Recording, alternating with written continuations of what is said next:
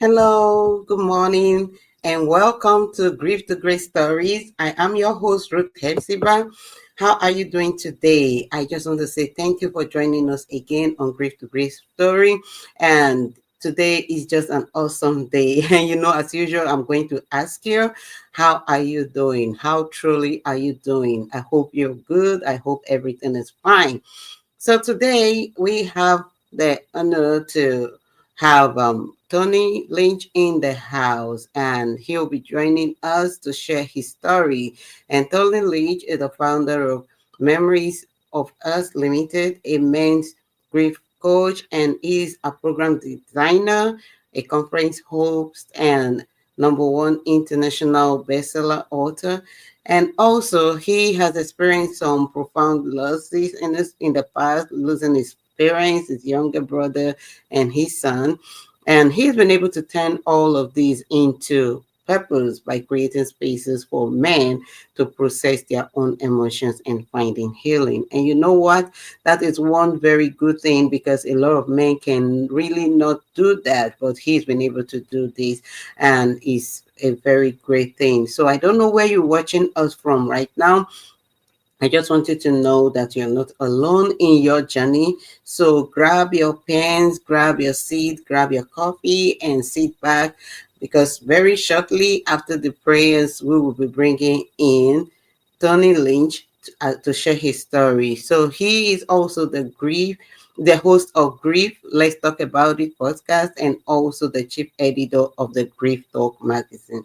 So definitely he's going to be talking about all of these things, and he'll be telling us his story and how he's been able to navigate it and been able to achieve all these that he's been able to achieve in this space. So thank you again for joining us. And if you're just joining us, I'm your host, Ruth Epsiba, and this is Grief to Grace Stories.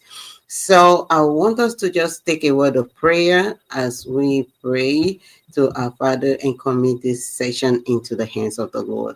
Heavenly Father, we come to you today with a heart seeking healing, restoration, and also purpose. Father, we pray and we thank you for the opportunity to share with others, to share all of our stories, and to bring people to share their stories. Father, and we also thank you for how far you've been able to bring hope to the brokenhearted. So we pray that this conversation will be a source of encouragement to everyone who will be listening and strength to those who we key into it in the name of Jesus. And we pray that your grace will guide our ways and lift us up, even and lift everyone who is navigating grief up and help them to find purpose in their grief in Jesus' name. Amen. So if you're just joining us, this is Grief to Grace Stories, and I am your host, Ruth Hepzibah. So thank you for joining us. Shortly, I will be bringing up our guest in the house, and he is Tony Lynch, and he'll be sharing his story. Hello, how we doing? We good. So how are you doing today? I am doing amazing. I'm still 10 toes above ground, so I can't complain. Wow, that's awesome. So, thank you for joining us today. Thank you for all that you're doing in the platform. Thank you for all that you're doing in the space, the grief space.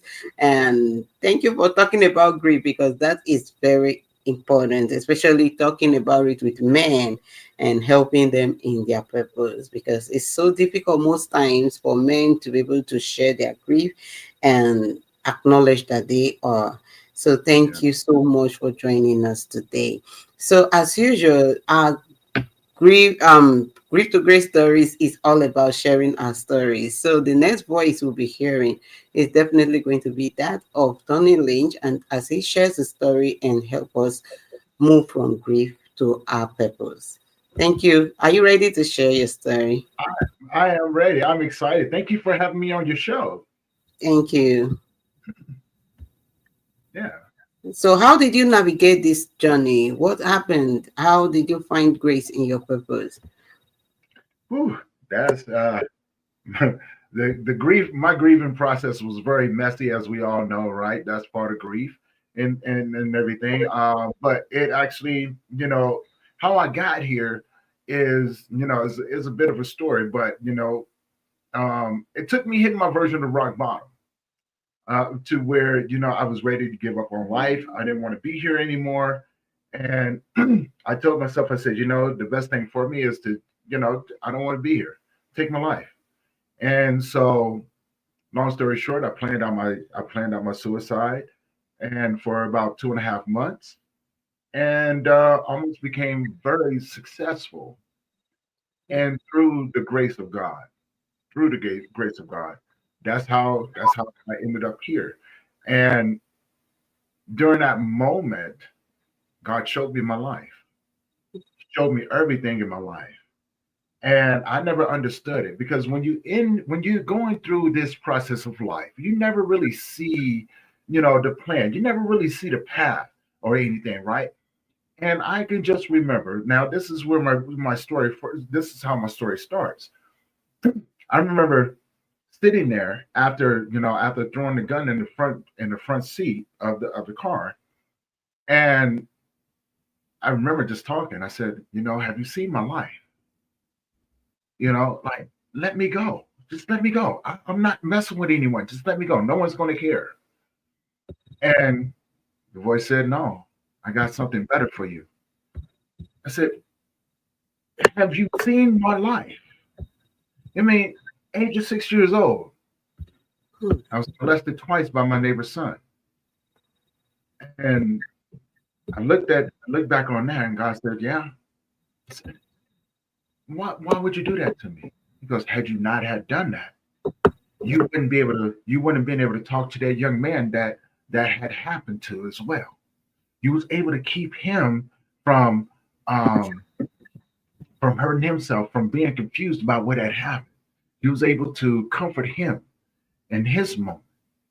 I said, well, what about the time when I had to walk away from my kids? I said, had your kids been with you, you think you could have protected them? You barely survived. I said, wow. I said, well, what about all the friends that I've lost, right, throughout the way? You know, he goes, oh, that had nothing to do with you. That time was up. I said, well, that was a lot of people. He goes, yeah. Well, there was a lot of things going on in your life at that moment, but none of that had nothing to do with you. You just had to see it. And so I said, well, what about me being an alcoholic? He goes, no, that was your choice. You chose to numb out life, but had you not experienced that, do you think that it would have been beneficial in your story now? I said, no. But then I started, and I went, I said, well, taking both my parents, my younger brother, and my son away from me. God said, they were mine before they were yours. And that's how I pretty much got here, because my friend Rachel's on the line. Let me just no, I'm on Ruth's podcast today. I just got it streaming across my platform today. So she allowed me to be able to hook it up and everything. So that's why the new look is there. It's not my look, it's Ruth's look. So yeah, I'm on her show today. So yeah, thank you, Rachel's good people. So back to what I was saying, I was like, you know, I didn't know what to do with this, right? And God just pretty much said, I got something for you. If you look over here, you see that little bit of patch right there? That's your path. I'm gonna need you to follow that. And long story short, I followed it, and I ended up here. This thing called grief showed up. It did. It showed up and it showed out, and then it revealed something inside of me. Right? It broke me open like Humpty Dumpty. Right? Humpty Dumpty sat on the wall, had a great fall, and no one could put Humpty Dumpty back together again. Well, that whole philosophy made sense to me, because I wasn't meant to get put back together. I was meant to grow out of the shell. That's why it got open. And grief became my companion. It became a very intricate part of who I am today. It became my best friend. It became everything that I've ever needed, because throughout our whole lives, right? We want someone to be able to walk with us. And I realized that grief had been that for me. It had been the one thing in my life that had never left me. And here I am today. And so yeah, now I'm dedicated to helping men like myself navigate this world of grief and trauma, mental health, addiction, and things like that. And people go, well, what about all? I go, look, it's all part of the same thing. Because most people would look at the things that I do and they go, you do a whole lot. I go, no, it's all part of That's the it. same, right? And it's all part of the same thing. Grief is a grief is intertwined with your trauma. It's intertwined with your mental health. It's intertwined with your addictions. It's all part of the same thing. And if we can start to have the conversations as if it's a whole, then we can begin to help each other. You know what I'm saying? Without Yeah, trying to break things apart. Work at it as a whole, but work on those individual things, right? And so over at Memories of Us, we look at the whole person, not part of the person. We because that's how men think. Like, no, if I separate this, then like, how am I supposed to navigate it? No, we look at the whole thing. When those things come up, I have somebody that can help you navigate that.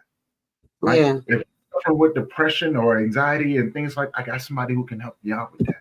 If you're suffering with unresolved trauma, guess what? We have people that can help you out with that.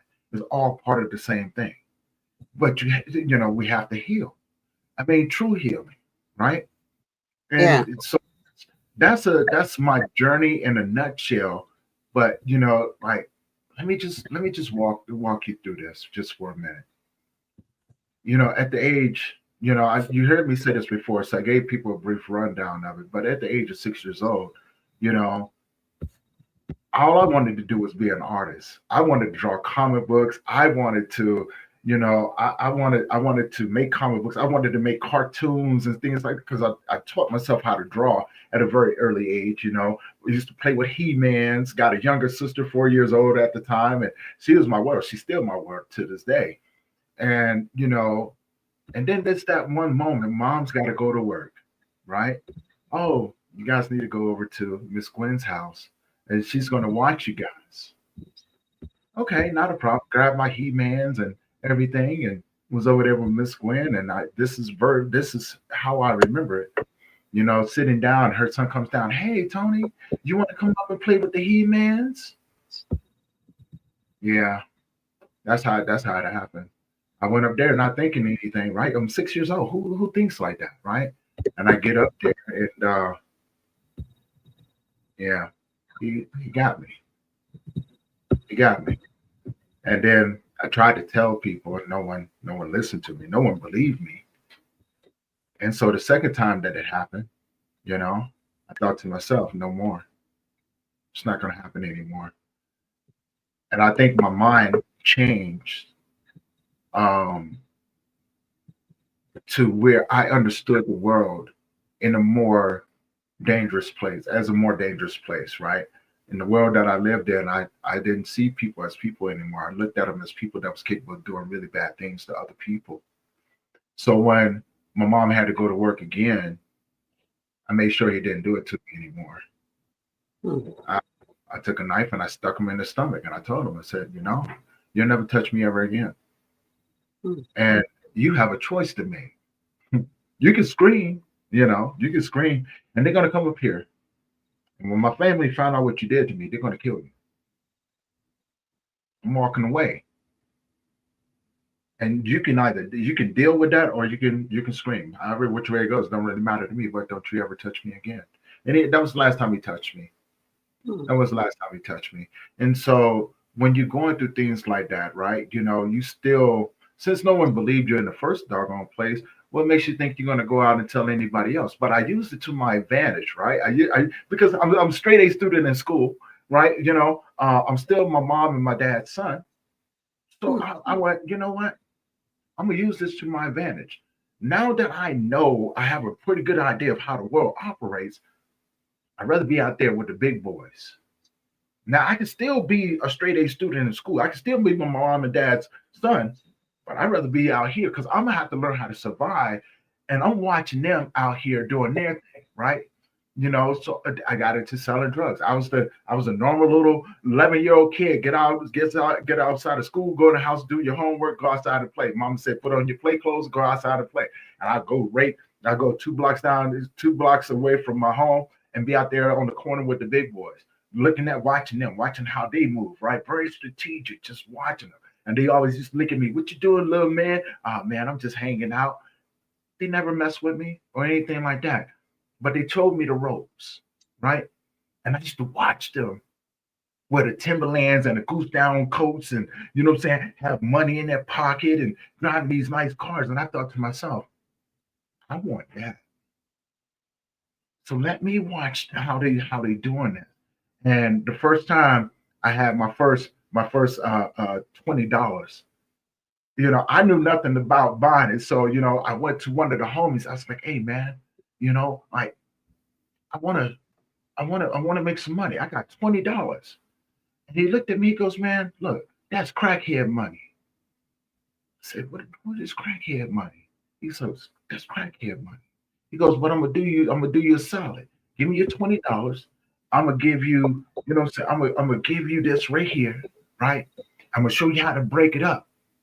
So we're gonna start you off slow. We're gonna start you off with selling nickel rocks on the corner, right? And what's gonna happen is that you're gonna turn that 20 into 40, no less than 30. And then when you do that, I'm gonna show you how to flip it, right? And so I did that, and I learned, and he just watched me from afar. He was like, "I can't hold your hand while you do it. You're gonna have to learn how to do this, right? And there's gonna be some things that's gonna happen that it's gonna be crazy." I said, "Okay, cool, not a problem." So I went out there and like a little kid, like a little 11-year-old, I'm out there slinging little nickel rocks, you know. And I made my first $40, right? And I thought that was big money because I got $40 in my pocket. In the 80s, that was a lot of money, right? I can get penny candy, I get penny cookies, sodas ain't nothing but 25 cents, right? I can They get the about vehicles and everything that, and so now that I'm doing this, I got deeper and deeper into it, right? And I remember the first time I made my first $100, I thought to myself, this is pretty cool. So now here's where it gets really, really crazy because as I'm doing this, like I got my big homies over here watching me, but there was also somebody else that was watching me, right? He was watching how I was moving. He was watching how I was, talking and learning, and he was watching me be very strategic about what I was doing, like being very cautious. And this dude was a Jamaican dude, and he approached me one day. He's like, "Hey man, come here. Let me holler at you." So I'm looking at him because I got a little 22 on my side, right? On my side, like if he try anything, I'm a pop up, right? Type thing. And long story short, man, he took me under his wing, and the things that we were able to do for such an early age. I mean, we were going around and picking up kilos.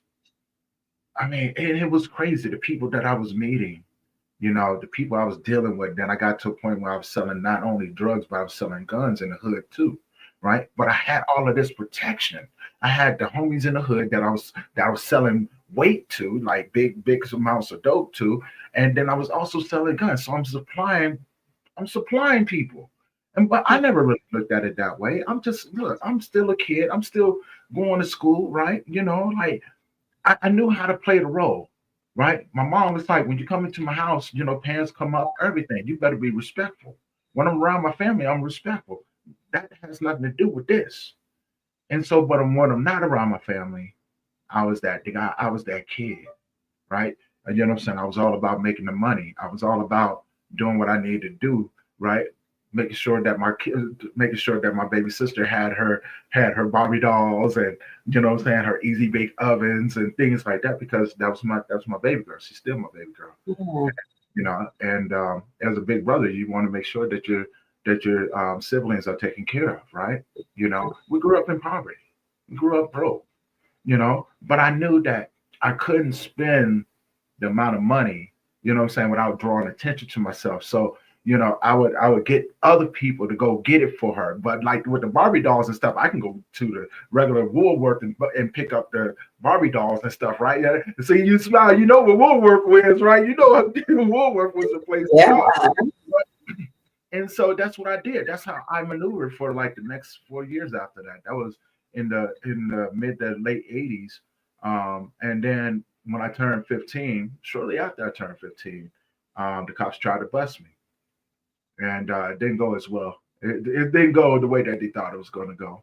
Right? All right, if I go, you coming with me. So this is the way this is going to work out for you. Right? You know what I'm saying? You're not just going to take me down not when you had a hand in this. Right? You know what I'm saying? Mama taught this baby boy good. Right? She goes, hey, you better start putting down some names. You might want to make yourself a ledger. So I learned what a ledger was, and she showed me how to, you know what I'm saying, put it all together. And we kept a record of everybody that I was dealing with. Not not like the big name drug dealers, but people like the cops, judges, DAs, things like that, right? And what I didn't know, somebody told me this, like, be careful with dealing with them because what they do, they never do anything without having a scapegoat. And you're going to be that scapegoat. And so I took that and I learned from it. You know, I mean, when you watch cops so many times, right? You know what I'm saying? You tend to learn from TV, like, oh, that's what they mean. So I learned, right? And so my mother taught me that aspect of it. And when they tried to bust me, they were going to try to give me like they were going to try to give me a bunch of time. Unfortunately, it didn't work out for them. And so, age of 15, I left home and moved to Washington D.C. for 2 years. And it's probably one of the best times of my life, looking back on it, right? Aside from when I had my son. And so DC was fun. I stayed there from 90 to 92. Had my first kid in 1992, and I moved to Denver, Colorado. 6 months after that, I had to walk away from, or pretty much send him away from me because I almost beat a man half to death because he tried to hurt me, and he was standing between me and my family. And anybody that knows me, you don't mess with family. So I tried to kill him. Hmm. I beat that man within the inch of his life.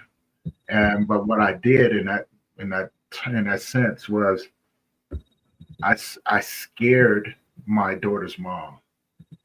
Like everything that she had heard about me, she realized was true, right? And so with that, it's like I told her, I said, you know, take my daughter. My daughter was 6 months old at the time. I said, take my daughter. Y'all get as far as away from me as you possibly can. Instinctively, I knew what was about to happen in my life. I really did. I was hoping that I was wrong, but I wasn't.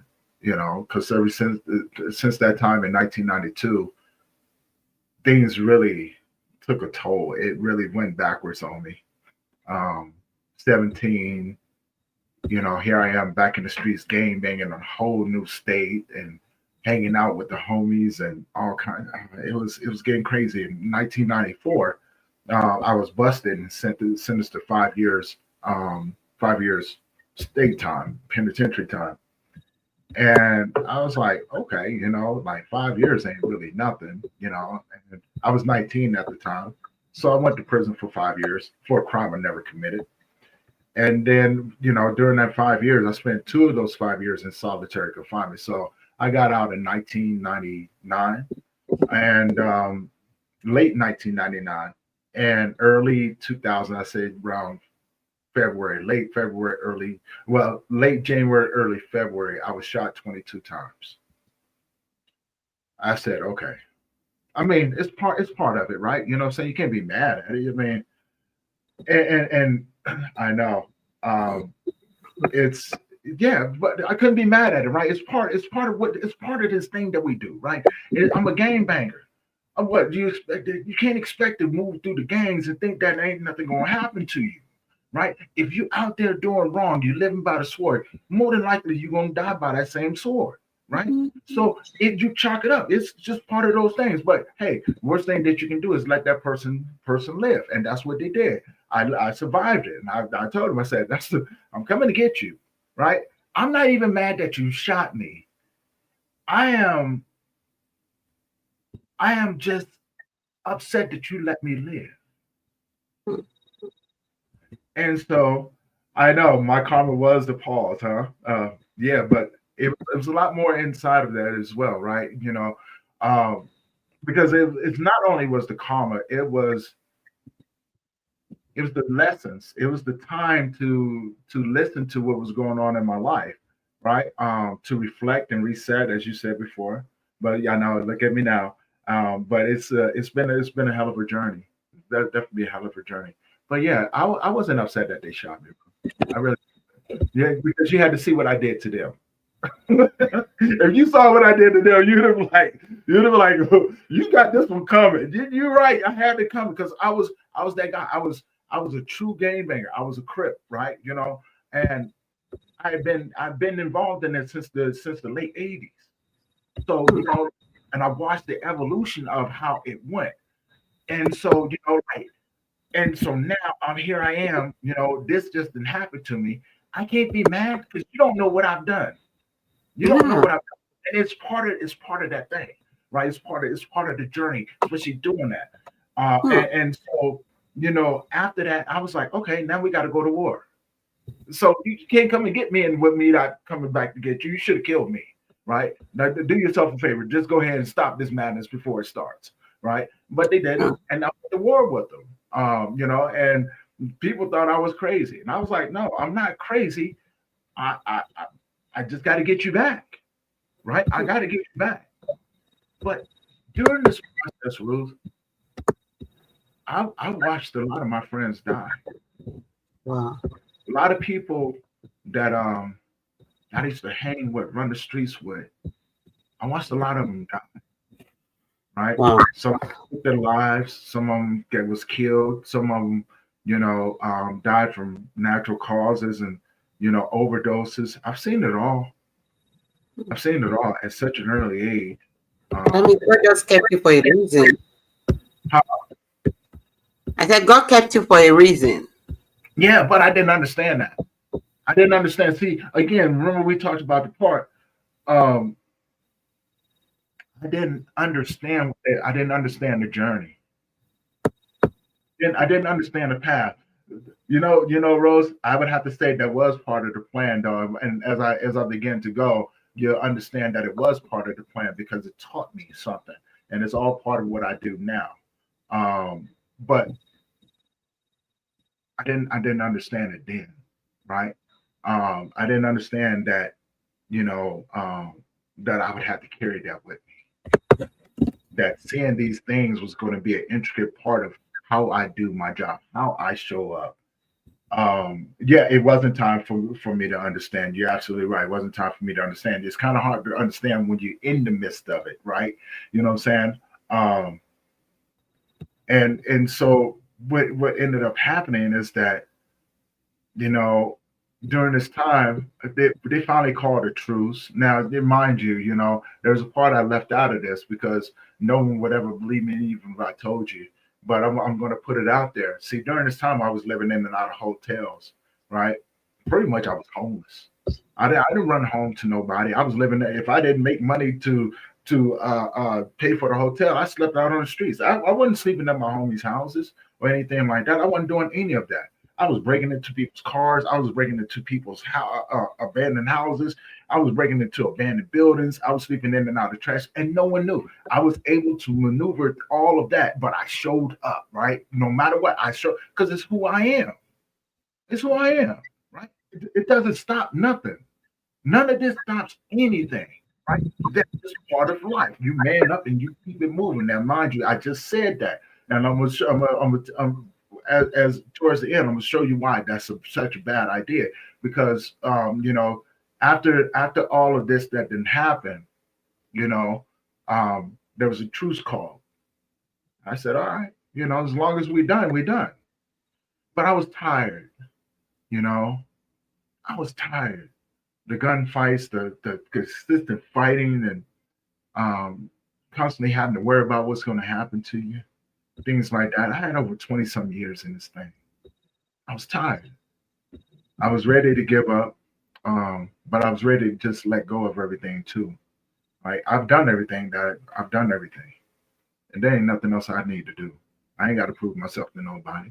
So I went to a couple of OGs and I said, "Look here, man." I said, "I don't want to do this no more." They said, "Well, we can't let you go." I took out my gun. I cocked it. I said, "There's a hollow point in there. I'm sure that your aim is true. You might want to kill me." and I'm giving it to you. I'm not even gonna fight you, but you gotta let me go. You gotta let me go. So they talked about it for a little bit, and I said one simple phrase. I said, just remember, if you kill me, it's not it's not going to be over. It's the people that comes behind me that have been following me my whole entire life. Those are the ones that you got to worry about because they're going to get you. And so I did. I walked away with the agreement of they said, don't come back. Don't come back. If anything happens, we don't have your back. We don't have it, right? And you may have stopped gang banging to us, but there's still rivals out there that you've done things to, and they catch you, they are going to kill you. So I walked away. I gave it all up. I took my flag, I tucked it, I gave it back. I said, "Take, you keep this." I stopped using slang. I stopped doing all of those things. But I didn't know what I was supposed to do though, right? That was my whole entire life up until that moment. That's my whole life. That's all I understood was how to game bang, how to survive in the streets, right? At least in that aspect of it, because no one ever taught me about the other side of it. And I walked away. And I became, that time I was homeless for 2.5 years, but I refused to go back. Refused to go back. I wasn't going to rob nobody. I wasn't going to go sell nobody's drugs. I wasn't going to do none of that. I was going to figure it out. I just didn't know how I was going to figure it out. And for the next 2.5 years, almost, yeah, just over 2.5 years, I slept in trash cans. I slept behind dumpsters. I slept under bridges. I slept in I slept in some of the most craziest places, you know. Um, yeah, right.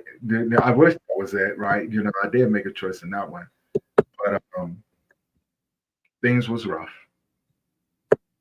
Things really got rough. And I remember there was a snowstorm. I was sleeping downtown Denver under one of the bridges, and there was a big old snowstorm. This was 2000, oh, 2001, somewhere around there. And it was bad. It was so bad. Maybe a little bit later in the journey, though, you know, because about 2000, I would say about 2002 is when everything started to unfold on me. And yeah, I know, right? You know what I'm saying? The good thing is that I did sleep. I don't know how comfortable it is sleeping behind dumpsters or in dumpsters, but I made the best out of it, though. You know what I'm saying? I really did. I made the best out of it. I mean, I made it through. But yeah, and then from there, there was a snowstorm, and this voice. I remember sleeping under this bridge with this homeless dude. And it got to be bad when a homeless dude, another homeless person, hands you their jacket and say, "Hey, you need this worse than me." Right, type thing. And so it was like something out of New Jack City. We had a whole little metal trash can that we set on fire. We sit back drinking some, you know, what was we was drinking some Jack Daniels, and we was just sipping on it. He's sharing it with me, and we sitting out there, and it's cold as all get out, man. It is cold, and I'm watching the other people curl up real close underneath the bridge, and we sitting down there and everything, and I was just like, man, and I finally fall asleep. And this voice in the middle of the night said, "Get up." I opened up my eyes because I'm thinking to myself, who found me? Is this it? Is this it? Are you about to come give me mercy? Okay. And I got up, and everybody that was around me was asleep. And the voice just said, "Get up." I got up and I looked around, and I said, "What do you want?" It says, "Walk this way." I said, "Huh? Walk this way." So I took the jacket off. Now, mind you, it's a blizzard out. It is blowing snow, right? It is blowing snow like nobody's business. And I walked it. I walked it. I took that jacket off and gave it back to the homeless dude. I just laid it across him, and I walked and walked and walked. And I must have been walking for at least 3-4 hours. And then all of a sudden, the voice just said, "Stop." And I stopped, and I remember looking around. I'm on a whole new side of town. And I look around, and you know, and I look over to my left, there's a Safeway. So I said, okay, and it's still snowing. Now, mind you, I've been walking with a short sleeve shirt on and everything else, right? Hadn't showered in probably about almost a month. I was I was bad. It was real bad, right? It was just crazy. And so I walked over to the Safeway because I didn't know what else I was supposed to do. But the voice just said stop, and I did. And I sat there for a minute. And as I'm sitting there, the sun is starting to come up. And as the sun is starting to come up, I'm watching these people come jumping out of the trees and the bushes and stuff. And I realized it was the homeless people, right? And so I'm watching them, and I'm behind this building, and I'm watching them go to the front of this building. So I'm like, maybe that's somewhere I can get a nice little hot meal from before I make my next move, right? And so I go around there, and this is crazy because I go around there, and it's a labor ready, you work to get paid day type place, right? And I Yeah. go in there, and these people are signing up. So I was like, all right. So I signed up. Luck would have it, I go out, and I make $48 that day. And so we get back, and I'm looking around, and across the street from the Safeway, there was a hotel. There was a couple of hotels and a bar over there. And I went to I said, I wonder how much it would be to get a room, right? And so I walk over, and the lady, how much is a room? She tells me. I said, well, how much is it for a week? She tells me. I said, okay. So I walk out, and I'm thinking to myself, like, I got $48. Doesn't matter if I'm homeless. If I can afford to get a room for the night. But what if I don't have money for tomorrow? Then I'm back out on the streets again. So Yeah. it's no big thing. I've been sleeping on the streets this long. I can wait a little bit longer. So I did. So I took $8 and I went and got something to eat. I hadn't eaten probably about good 3-4 days, right? At least a good meal anyway, right? I was eating scraps, half eating McDonald's burgers and fries and cold, those things like that. Like it was crazy, right? Hmm. And so I went to 7-Eleven and got myself a rotisserie chicken and a soda pop, and I ate that. And I spent like $8, right? And I got $40 in my pocket. I said, okay, I'm not going to do this, but tomorrow I'm gonna go in there again. And I kept repeating that, and I kept going out, and kept going out. And I did that for the next couple of weeks, and I saved up enough money to where not only could I afford to get a week worth in a room, but I had enough money to have in my pocket to save up for just in case purposes, right? So anything after that, what I'm saying, I can take that and I get something to eat. I can, do all these different things, and life became really good at the moment. It really did. But I started drinking. I started drinking, and I realized that I had a really bad problem.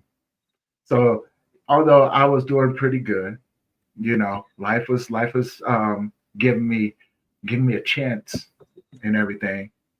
Um, Eventually, I lost that too because I started drinking. I started hanging out with the wrong people, hanging in and out of bars, chasing women, etc. Right, thinking that I can't be touched now. I've already climbed myself out of this, right?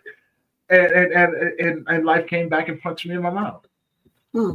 It punched me in my mouth real hard, Wow. and I lost everything again. I lost it all, and so I learned how to live out of a backpack. I learned how to move around because after that, that's all I did. I just moved around, going from place to place, not staying anywhere for too long, and just learning how to survive that way.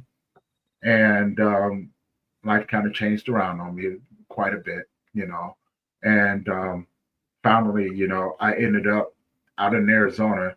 I got charged with trafficking in marijuana in 2003, 2003, 2004. And they gave me a year. And so I spent a year in prison out in Arizona, came back here, and I bounced around even more, right? And I met some great people along the way. Don't get me wrong, I met some really amazing people along the way, you know, and so it's part of the journey. It's definitely part of the journey, and I'm still losing people. Right, I'm still losing people left and right. People that I've known, people I've heard through the grapevine, such and such got killed, and half the time these people didn't know I was associated with them. They're just talking. They didn't know, right? And so I kept it that way. I learned how to keep my mouth shut, be quiet, and just move. That's all I did. I just moved. And then one day Uh, yeah, poor choices. Yeah, very poor. But they were my choices to make, though. They really were. Whether they are poor or not, they're still my choices to make, and I made them. And I have no regrets over any choice I've ever made. And as we all know, I wouldn't be who I am today had I not made those choices, right? So we have to be careful about saying not negating people's journeys in this because we never know how that is supposed to impact what we do today, right? And if you look at the work that I do today, it's because I've had to live that life, right? Everything that I do is because I lived that life, that I was able to walk through that and I survived. And now I've turned it into something that I can benefit other people from because of my experience. Now, what I'm saying again, had I not done that, I wouldn't be who I am today, You're right? right. It's part of the journey, it's part of the story, right? And that our stories impact other people because there's somebody out there right now that is going through something similar. And maybe my story can give them hope. Maybe Yeah. it can give them courage of saying, if he can do it, I can do it too.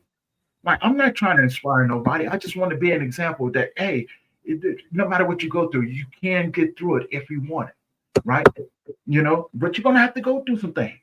You're gonna have to go through some things. Look, I don't regret life bouncing me around the way that it did. I don't regret life punching me in my mouth and knocking me down the way that it did, because it taught me how to get back up. It humbled me. Yeah, it humbled me, right? It humiliated me, it humbled me, and it taught me. Now look at what I do, right? Nothing was ever wasted. Nothing. There was no mistakes made. There was no mistakes made, right? And so, after that, I started. I met this guy out on a job, and what happened was he introduced me to my best friend, and he took me in, and so I stayed with him for a little bit, and then I met this other guy. So this is where everything starts to kind of change around for me a little bit, right? Um, so I met this other guy. He was like, "Hey man, I got a house. I rent it to you for $500 a month. Beautiful house, beautiful, beautiful house."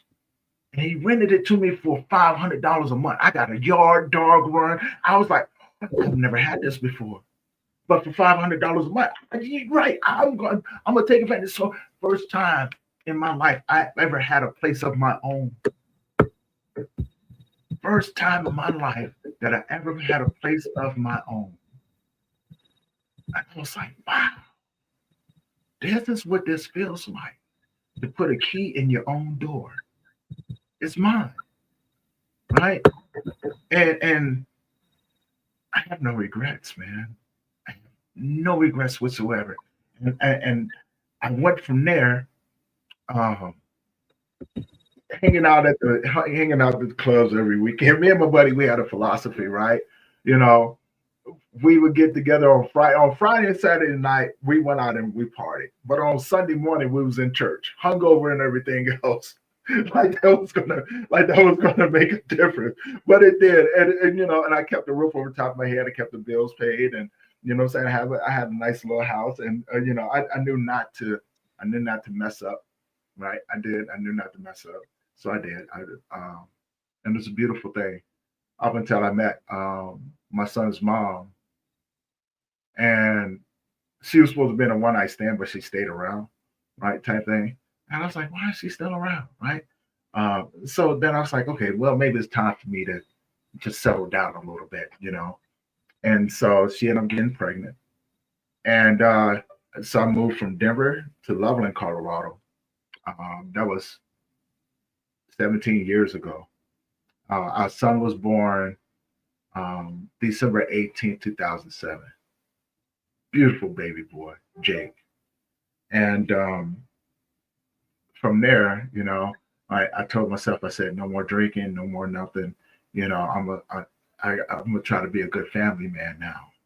I'm gonna try to be a really good family man, raise a son together, possibly get married, things all like that. And we lived in a condo, And then from there, you know, things only progressively got worse with her. That was the first time I had been in a relationship with a narcissist, or maybe it was the first time I ever understood what a narcissist was, right? You know, because I've been in many unhealthy relationships where, you know, I was the toxic one, right? You know what I'm saying? I was quick to sabotage things, man. It was crazy. It was like, oh, good relationship. No, I don't know what that's like. So I'm gonna have to cause some chaos and stuff, you know. Um, After, you know, once I realized that this wasn't the relationship I wanted to be in, I left, uh, and I became homeless again. I was actually working a pretty decent job. I was doing commercial refrigeration, and so, you know, I left her. I had to be homeless for a little bit, sleep in my work van, and go to, you know, still try to do what I need to do. And then she decided that, hey, you know what, you can't see your son anymore. I'll see you in court. And so for the next 2.5 years, um, I ended up getting to another place. When she realized I wasn't going back to her, she made sure that I lost that place. Then she got me fired from my job. She actually got me fired from 4 jobs.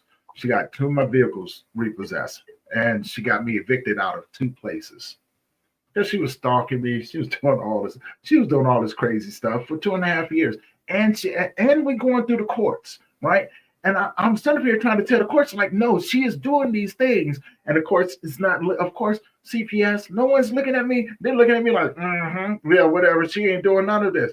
So I kept my mouth shut. It humbled me. It really did, because for those 2.5 years, I was homeless again, sleeping, you know, sleeping here, sleeping there, doing what I ever had to do. I had to go on unemployment because Lord knows I couldn't have a job. She just find out and get me fired again. You know, couldn't have a vehicle because she just get that repossessed again. Like, she made my life live in hell. But I appreciate her. I do. I appreciate her for the simple fact of she showed me how to forgive. Had she not done these things to me, I would have never learned what forgiveness was like, right? But I didn't do it for her. I did it for me, and I did it for my son, because I didn't want my son to think that, hey, just because somebody does something to you, you know, you got to go and do something back to them. Sometimes you got to humble yourself. Sometimes you got to find forgiveness. Sometimes you have to walk away from these things, right? And so I did, and lo and behold, you know, things got good again. I ended up meeting a young lady, and this is how this works out, right? I can't really explain it, but I'm gonna do my best.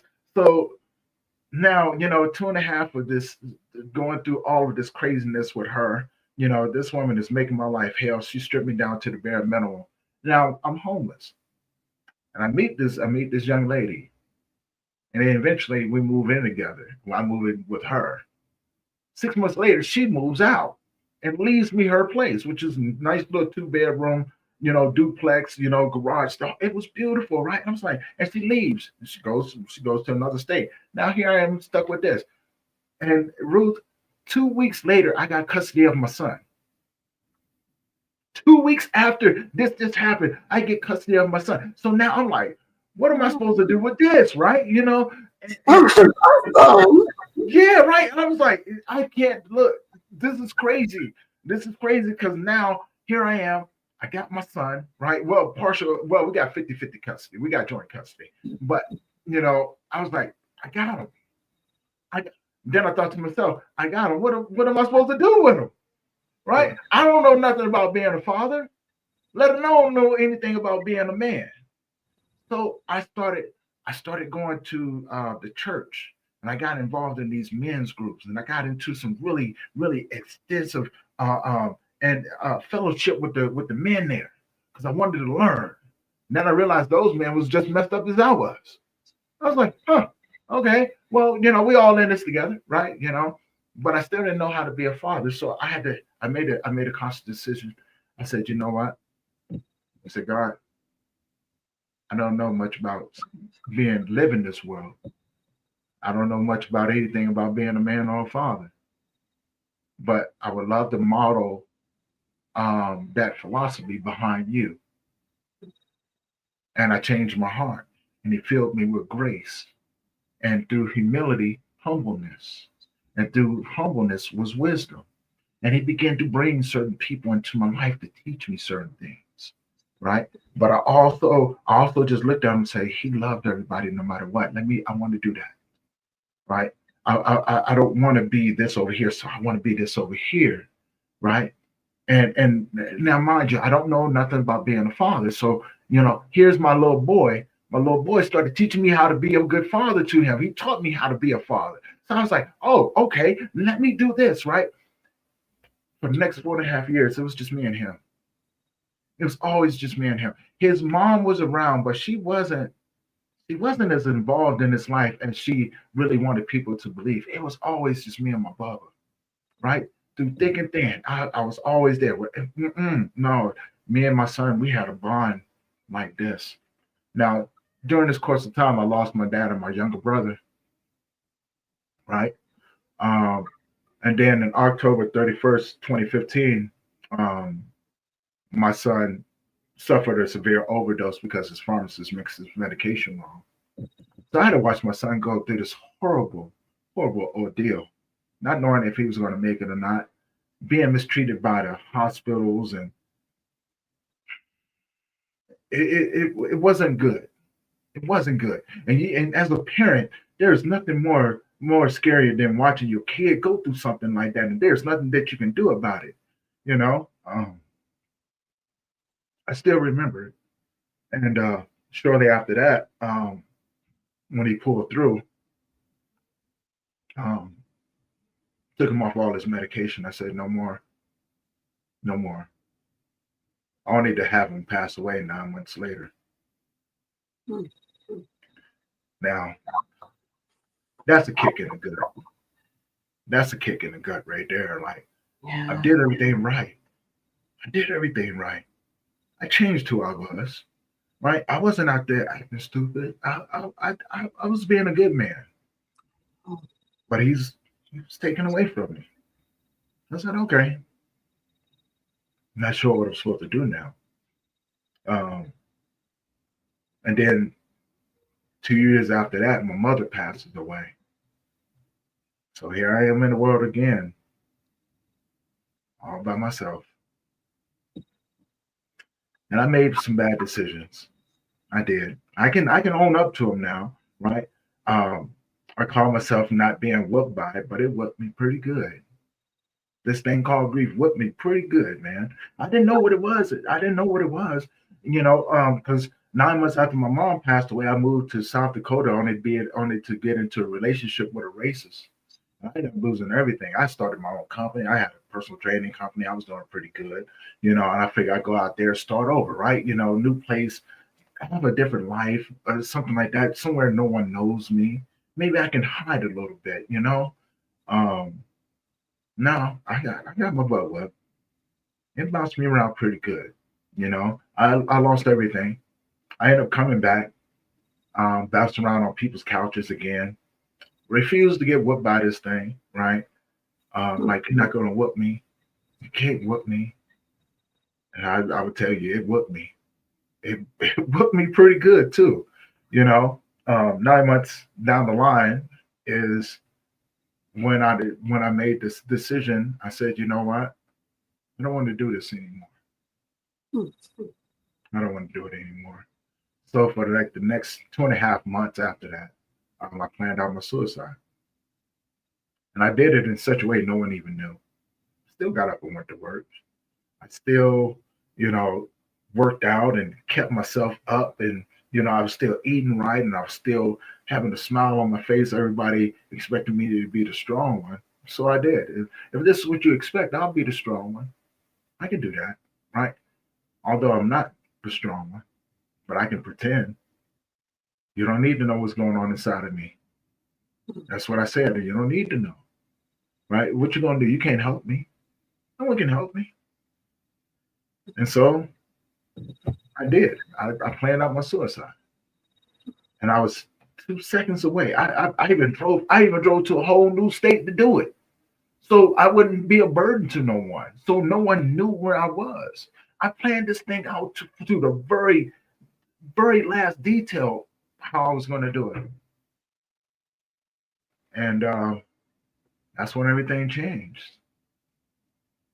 That's when everything changed.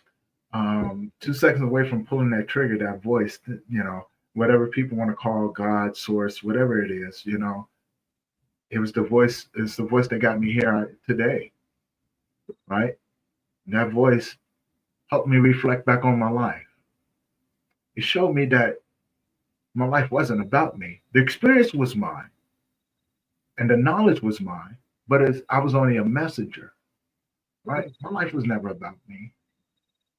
And all the losses that I had to endure, the people that I've seen killed, and things like that, it's just part of the process that I had to go through, understanding grief.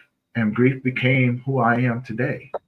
It became my gift. It became everything that I am today, right? And I surrendered to it because I fell in love with it. I was like, I don't have nothing else. I might as well see where this thing goes, right? And I did. And it led me along this path to starting my nonprofit, Memories of Us. And I became dedicated to wanting to help other men like myself, and wanted to provide a space, but I also wanted to be around other men because I wanted to learn how to navigate this thing, with these multiple losses. Because I knew there was other people out there that was going through something similar, and I wanted to know how did they do it, right? And what ended up happening, it turned back around on me, and these people started coming to me looking for answers. I was like, I don't have answers. I don't know how to fix this, but what I can do, I can get a space for us to sit down, and we can talk. And so many people thought I was crazy. So many people said, Tony, you're not going to make it, man. Men don't talk. Men don't talk. And I refused to believe them. I said, just because it didn't work out for you doesn't mean it's going to work. It's not going to work out for me. I was so dedicated to this thing. I was like, no, I'm not. You don't understand. Like I know that it's going to work. And for the first year and a half, I doubted it. I started this thing, and the people that came in and drug me through the mud, and talk bad about me, that try to take everything. I was like, man, what have I done to you? What did I do to you? Right? Here I am. Look, I got an office space. This is during COVID too. This is during COVID, right, in 2020, and that's when everything started turning around. I started actually walking the path in 2019. And in 2020, I was looking for an office space, and me and my friend Karen, um, I got this office space downtown in Loveland. I said, you know what? I'm gonna use this space, and I'm gonna bring in these other organizations. I'm gonna do these support groups because this is untapped territory. So we're gonna do suicide prevention and mental health. We're gonna do recovery, and I'm gonna do trauma recovery. I'm gonna do, what I'm saying. I'm gonna do grief work as well. But I'm bringing these other organizations because I'm gonna do grief. I don't want to do the rest of this over here. That's not my field, right? I don't want to do this over here. And so I brought them in, right? And I hope a lot of them build up their organization, start their organization. I never asked nothing from nobody. As a matter of fact, I was so dedicated to not asking anybody for anything. I was working nights at the convenience store and doing this during the daytime. So I sacrificed sleep. So because that's how much I believed in it. And only to have these same people come back and drag me through the mud. Because as I was helping them, I forgot to take care of me. That's true. Right? I forgot to be dedicated to what I said that I was going to do. And so when I said, hey, I got y'all where y'all need to be, we can still have this space. I'm still going to pay for it. You don't have to do nothing. I'll do this. Right. But I need to focus on building up mine too. Oh, after that, I was selfish. These people beat up on me some fears. And I eventually had to leave the space that I was in, and I went virtual. And that's when I started podcasting, my very first podcast, Memories of Us. And I helped some guys come in and help them start their own production company. And so they helped me out with the podcast and everything else. And that was short lived, right? Because eventually, over a year or some change, they were like, hey, we need to go and do our own thing. We want to make some money because I wasn't making any money, right? I was working nights to do what I needed to do, but I wasn't making any money. And so, they end up leaving. And here I am again. Here I am again with nothing. Yeah. Right. I was like, okay, so now, but I'm starting to build up a good social media presence and things like that. And I still didn't know what I was doing, right? And so crazy part about it then, before they left me is when I first started my very first conference, which is the Global Grief Conference. That was 2022. And so I'm spoiled, Ruth. Okay, at this present point in time, I'm spoiling myself. Right, you're not gonna tell me no about something that I really believe in. So I started the very first ever Global Grief Conference 2022, and the guys was like, "What do you think?" And I said, "You know what? I know all of these people from across the world. Let's do an event and invite these people to come in to help educate people and bring resources and support to our communities, right? But I want them to just do them. I'm not asking them to do anything outside of what they already do. I want them to come in and educate people about what they do." And they did, and it was beautiful. It was 72 hours. Ooh, that was rough. It was full 72 hours live stream event. But we did it. We did it. And I said, man, all right. And then from there, my other organization, the Global Grief Network, was born. Because the people that was coming in, they were like, hey, we love this. We don't want to go. So that's how the Global Grief Network was formed. So you see how all of these different things are starting to plan itself out? I said, okay, cool. So now that has happened, and now these guys decided going about their way. I'm like, So now I no longer have access to my first podcast, which is Memories of Us. So about 9 months go by. I'm just like, I don't know what I'm supposed to do with myself. Like, I want to go back to podcasting. I want to keep doing what I do. And so I'm like, what do I do? So I started remembering. I was like, StreamYard. Right? I know a little bit about StreamYard. I can go back in. It seems like a pretty simple platform. So I did. And I started doing that. And I said, you know what? I'm going to do something different. Not only am I going to do the podcasting, but I'm going to do it. I'm going to live stream it. Because I want people to be a part of these conversations. See, again, we work so hard to normalize the conversations, but when do we include everybody in the conversations? And so I said, you know what? That's what I'm going to do. So I started doing that. And I started this podcast, which is not this podcast, but my second podcast, which is the Grief Let's Talk About It podcast. And so I knew that that's what I wanted to do. And so I changed the whole game. And I was like, I'll do it once a week. But then it got to a point to where I was doing 2 and 3 a week. So I said, you know what? I'm going to do something different. I think I'm going to do a podcast every day. I'm going to do a podcast. That's what I'm going to do, a podcast every day. Right. And we've been going strong ever since then. Now, during this process, I was pretty blessed. My friend Nelson Belsajar, God bless his heart. And he gave me the opportunity. He said, Tony, I'm doing this book called Resilience. I want you to come and be a part of it. Let me share your story. And me and Nelson's my brother from another mother, right? And I have many brothers from another mother, just as well as sisters from other mothers, right? You know what I'm saying? Everybody is a family. I have friends who have become family. Once we meet and we start laughing and sharing things like this, oh, you become part of my family, and that's what it's all about, right? Because that's what we do. We grow together. We grow together in order to support one another, and I love that. And so he invited me in. We did Resilient. I mean, we did our first one, and it went international bestseller. Now, mind you, I didn't see none of this.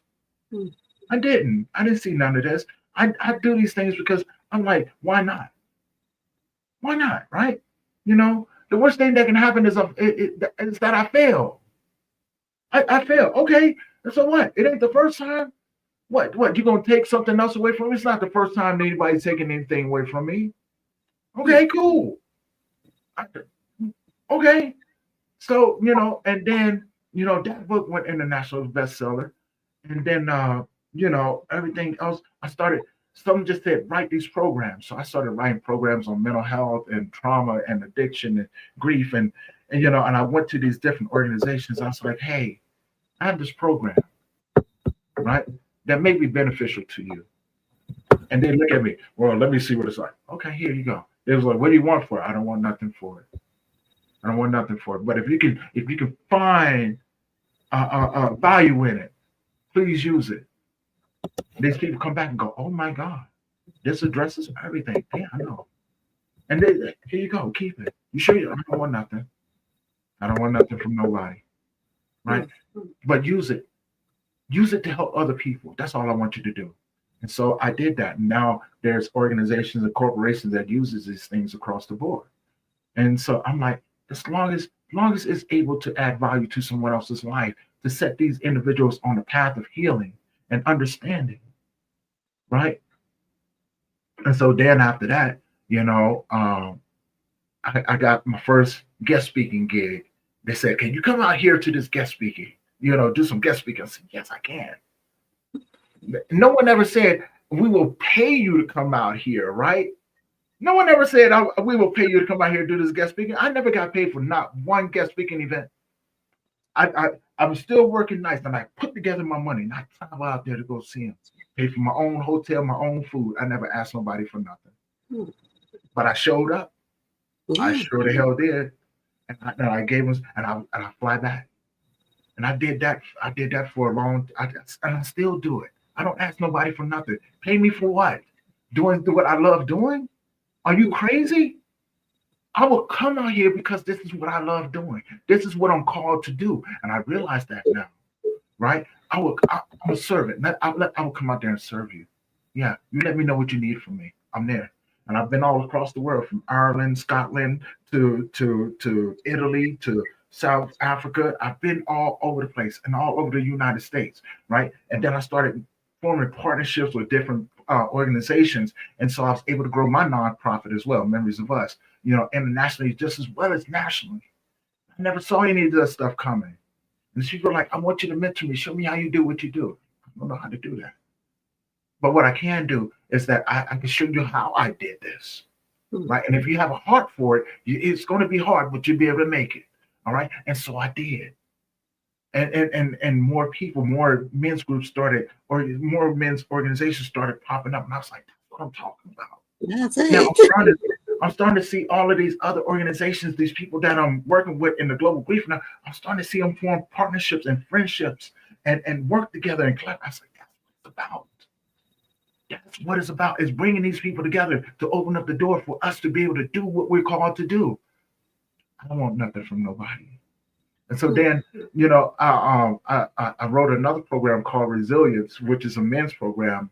It addresses everything. We just started that one back up. 5 months ago, I started Grief Talk Magazine. I said, just come and write articles. I want to provide for people, right?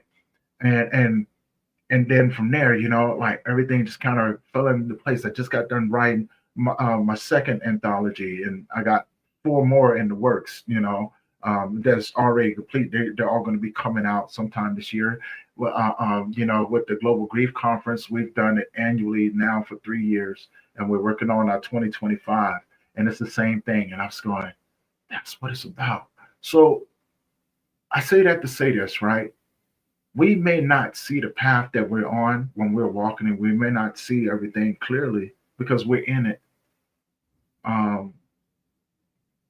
But it's worth taking a shot. Worth taking a shot at it, right? It really is, because what I found me throughout all of this craziness, throughout all of these things that people would say, "Oh, you did? Yeah, you're right. I did it."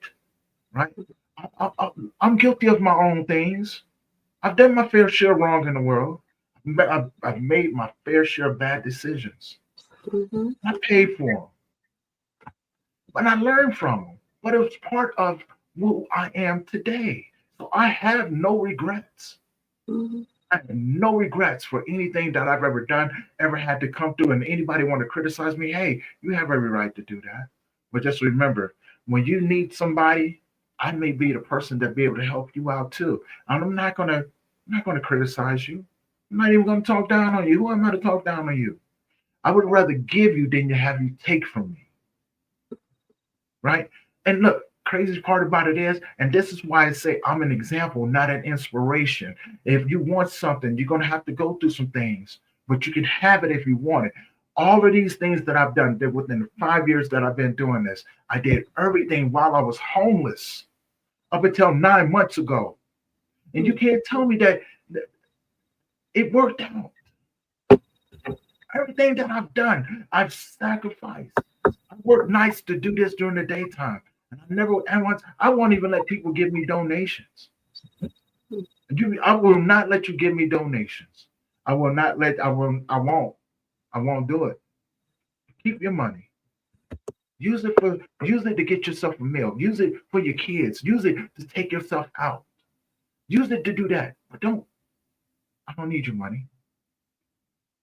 I don't need your money. I sacrifice me to benefit you because that's what I'm called to do. Because Ruth, believe it or not, a lot of people never understand this. We too quick to judge each other, right? Not understanding that we're just walking each other to our next destination. Our Oh, goal and our job is to make sure that we leave each other better than what we found them, right? As I pass through here, I know why I'm here. And if a person understands that, then you understand what your purpose is a lot bigger. It's not about the money. It's about the people. It's about how you leaving them, right? If you're leaving them worse off, go ahead, step down, please, because you're going to do a lot of damage. Okay, that's true. and you got to have a heart for this. I'm a servant, and I'm just passing through this place, and I still don't want nothing from anyone.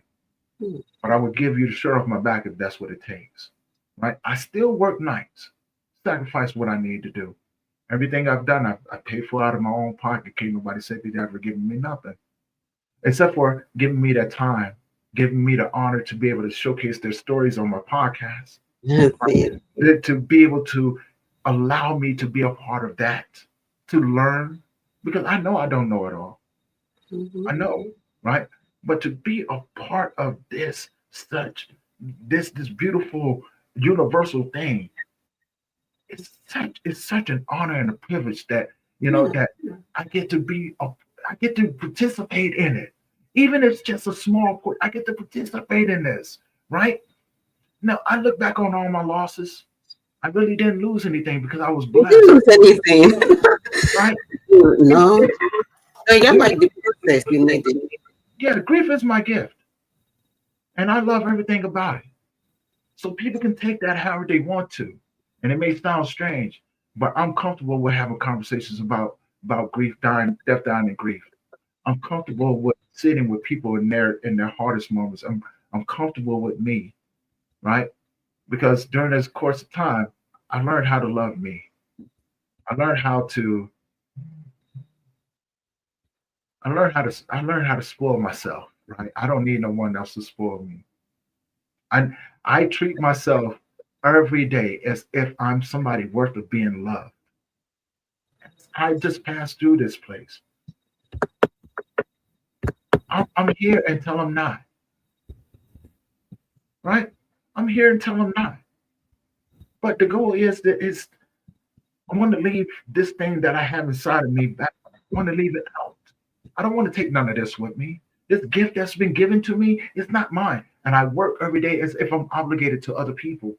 You're doggone right. I am obligated to you. And I will give it to you as much as you need. You don't have to worry about draining me. I'm good, right? My Father, my God, fills me up every day. I don't want nothing from no one. But if they allow me, I'll give them everything that I am till I can't do it anymore. But that's my story. Wow. That's who I am. Thank you so Authentic. much. Yeah. Wow. This was really inspiring. Is it question? Can you hear me? Yeah, yeah, I can hear you. Okay. I said this was really inspiring. Like the whole story, everything, because maybe I can kind of relate because I work with some people who are homeless and all of that. And I keep telling people, you don't need to judge anybody because you don't know their story. You Right. don't know why they're doing that. You don't know why they had to take those decisions and make some wrong decisions. But you don't call them wrong because you're not the person. So you understand. So you don't call them wrong. All you can do is just to guide the person as much as you can. and Hmm. also pray that they'll be able to find purpose in whatever they have right now. And Yeah. I'm so glad that you're able to share this part of your story, because it is really one part of grief that a lot of people don't see. That part of grief that has to do with you as an individual. So when you're dealing with yourself and grieving you, then it is kind of more difficult than when you even grieving other people, because there are so many decisions you want to make that you may not even have the right mind to be able to make those decisions. So I Right. really want to thank you for showing up and talking to us about it, because it is key. And I I also like, I know I like the fact that you've been working with men, because it's difficult to get men to speak out. It's difficult to get them to say, "You grieving." They believe, "No, I'm not." I know how to take care of myself. I've been doing this for more than 18 years. Since I was 18, you hear that all the time. Since I was 18, I've been on my own. I've been doing it. Don't worry, everything will be fine. No, sometimes you just need to be able to speak up. And with this kind of platform that you looked at, a lot of people will be able to now relate with it and see that yes, you can be grieving and you can also speak up. You can also network and work with other people. And also, I could relate very well. I don't know why it works that way, but I can relate so well with the fact that there are people, when you get started, eh, they just want to join you. Then at some point in your life, they see that you're trying to, maybe you progressing, at some point they want to discourage you, and Oh because yeah. they don't have the vision. They were not Well, told vision. They It's didn't write it down. They just it's not follow. that they don't have a vision, right? Yeah. It's just not for them. Hmm. So what happens when people don't understand what you're doing, right? If they don't understand it, they have to criticize it. Because look, you can be a recovery coach and not understand grief, That is right? it. You can be a trauma recovery coach and not understand grief. You understand things from the perspective that you've had to live it. That So of is course, it. if you're not open to the possibilities of how all of these things come about, your biggest thing is to criticize it. But they don't criticize it to do harm to you. They're criticizing it because they want to see how you respond to them. Hmm. Now, if you could take the time, here's the key to it, Ruth. And anybody out there listening right now, anybody out there listening, listen to me. This is such a beautiful thing. If you take the time and listen to the criticism, you will hear them say, "Help me understand." But then in turn, take the time to understand them, right? Learn from each other. Build upon what you already know. Be a Yeah. student. Don't act like you know everything. There's no blueprint from this. There's no one size that fits all. Learn how to pivot in what you understand. Add to look as we try to give, as we tell people, "Hey, I got some tools for you," right? How are we going to keep giving people tools and not being able to receive tools that other people are trying to give us? Hmm. That don't make sense, right? Practice Doesn't. what you preach. I can't go to Ruth and say, "Oh, Ruth, oh, I can't." No. I'm gonna look at Ruth and go, "Teach me, right? Before I could teach me how you do what you do, so I can learn, right? Because I want to be better at what I do. I There may be somebody that's going through something similar that Ruth is talking about. I'm going to sit up there like a student because I'm curious and I want to learn, and because I know Ruth is going to give me some tools that I can use to help that next person until I can get him to you, Ruth.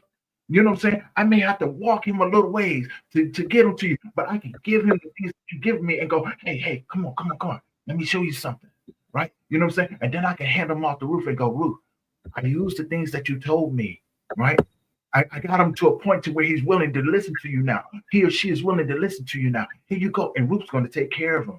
Rose the coach. I may not know everything that Rose know, and Rose going to give me something, right? Hmm. And the next person, I can use those tools to help them till I get them to Rose and everybody else out there, right? I'm walking them to you. I'm walking. Hey, I'm not trying to hold on to them because I know this ain't my field. I stay in my lane. Mm-hmm. Because I'm listening to you. I'm listening to what you're giving me, right? And I'm going to take that. I'm going to get that next person and go, oh man, and I'm going to remember. I just talked about this with such and such. So let me walk them. Let me walk with them. Let me earn their trust so they feel comfortable. So when I hand them off to get the right support that they need, because I'm not going to be the right support that they need. I'm just temporary. You understand? I'm just temporary. So I'm gonna walk you to your next destination, and I'm gonna hand them off to you because I know you're gonna take care of them. That's it. That's what we're supposed to do. That's what we're supposed to do. That's why we do what we do. At least in my mind, right? I'm not here to take nothing away from anybody. I care less about what you have. It's what you provide. The value that you give other people is what I'm bringing people for. It ain't for me. It ain't for me at all. I'm dead serious, Ruth. We gotta leave. We gotta start being better at leaving people better than what we found them. And it's not a competition. Don't want to compete. Stay in your own lane. I'm not with all of that. I don't need to compete with you. What I need to compete with you for? I don't need to do that. I would rather work with you. I'd rather learn from you, and maybe I can give you back something in value in return. Right? Maybe I could teach you a little something too. Right? Maybe we can be better as people and as human beings. Right? And so like when it comes down to it, that's why I love doing what I do. This is never about me. It's about the people that we serve, and I'm always going to be a servant, and that's just the bottom line. People can take it or they can leave it. It don't really matter to me. Yeah, that's true. Because Yeah, I remember how we met and how we got, and even the other lady I interviewed, the same thing. She was like, "Oh, you need to meet Tony," So like I always yeah, say, sometimes you need to have experienced some of these things to be able to understand how it works. And I'm so exactly. glad that you're really doing what God has called you for. And I think this is the right time because there will have been no better time for you to do this. So all of it that you went through was more like a process taking you through. So when you get to that stage in your life that you needed it, you'll be able to understand perfectly. And Hmm. that's why no matter what anybody does or no matter what anybody say right now, it's really not going to make so much sense because you're the one that had the vision. You're the one that got the fire. You're the one that went through all of it. You understand the way it works. You lost your son. You lost your life. You lost everything to what you're doing today. And you are the one that know that, yes, I can be that change agent that people will begin to see. Like I always say, be the Bible that other people can read. So right now, I just appreciate it that you actually that Bible that people can see out there, and they're reading it, and they have they're able to change their ways, and they're also able to give back, like give back to the society in their own little way. I just want to say thank you for the Let's Talk About Grief, Thank you for all of the platforms that we belong to. And thank you for all that you've been doing in this network. And I just want to say thank you so much. So thank you, y'all, for joining us today because it's been a very beautiful journey. It's been awesome being with us today. Today we've been talking with Tony, and I'm your host, Ruth Hepzibah. But before I leave, I just want you to go back and if you join, I've shared it earlier. So in the ways you can reach out to Tony, so you can reach him on, it's on the screen, so you can check it out. You can reach him on his Facebook. You can reach him on Let's Talk About Grief podcast, or you can be part of his grief support as a man, or you can be part of the magazine. Also, for you can support us at Grief to Grace. We have a lot going on right now, and we've been doing a lot of projects. So your little support we go a long way. So you check us out on grieftograceinternational.org, and you'll be so glad that you did. So thank you so much for joining us today because I just want to say thank you. It's been a very awesome podcast. And this is Grief to Grace Stories. So you can share your story. If you have a story you want to share, don't hesitate to join us and share your stories, because this is the only place you can be to really share it deeply from your heart, the way you feel. Thank you so much once again for joining us. And till we meet again next week, I am Ruth Hepzibah, and we'll see you next time. So, Tony, do you have like one word for the audience? Ah,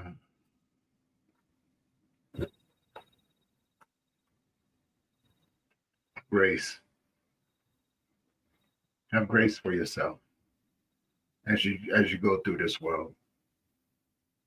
Grace is it will get you through some things and help you forgive. It may humiliate you, but it will humble you too. Grace is a gift. So have grace. Have grace for yourself. You're not going to know everything, and that's okay because you get the chance, you get the opportunity to learn, right? So yeah, have some grace for yourself. Oh, thank you so much. So you've heard from him, grace. So you need that grace of God in all that you do. You need the grace that can keep you in this journey. You need grace that can take you to where you want to be. And also, before I go, on Monday was my birthday, and Monday, my birthday was this week, and I launched on Tuesday was my birthday, and we started a program, which is a movement, which is say sacred sensuality. And I would just want you to be part of that movement, especially if you're married and um you are in a relationship, then you're really like struggling in it, because this year one thing God told me is working in the grief that has to do with marriage, and looking deeply into it. There is a lot going on in our marriages today, and that is why we have the sacred sensuality movement. So I want you to check it out on our website, and you'll be so glad that you did. So thank you so much for joining us, and I'll be with you next week. Have a great day. Bye.